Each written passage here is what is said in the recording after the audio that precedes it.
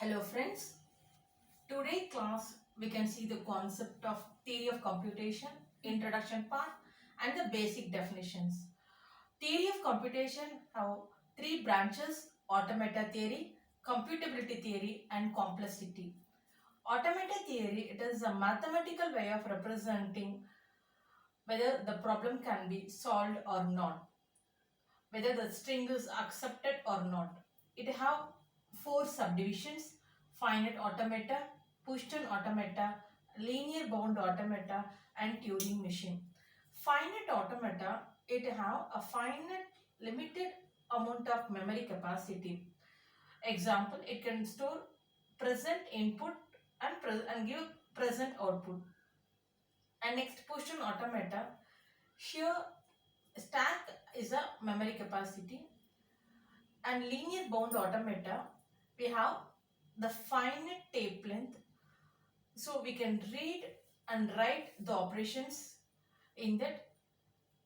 And in Turing machine, it have infinite tape length, and we can have read and write both left hand side and right hand side options available in Turing machine.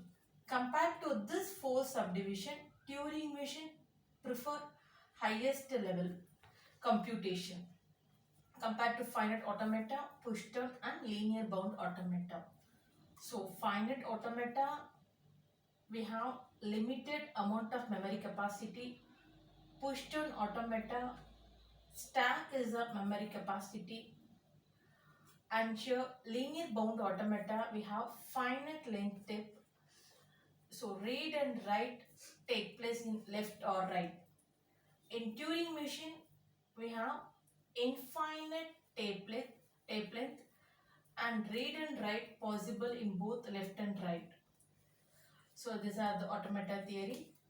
Computability theory, we have decidable and undecidable. That is, a problem can be solvable or not. And complexity, we have time and space.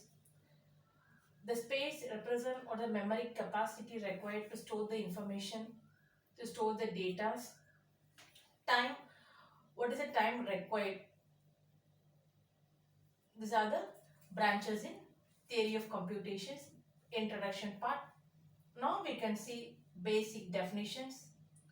Symbol, it is a character. So we can represent in alphabets A, B, C till Z, 1, 2, 3, 4 till 9. And we can have special characters plus, minus, asterisk and all. So this symbol can be used in the string, then used in the TOC. Alphabets, it is a finite sequence and it is denoted by epsilon symbol. It is represented in a flower bracket 0, 1 or A, B is A, B, Z. So epsilon is the input symbol, finite set of sequence. Next we can have string or word. It is a set of sequence, that is 0, 1, 1 example is a string, or we can represent in alphabets also A, B, B, A. So string. So these are the basic definitions. And we can represent empty string also. Have a good day.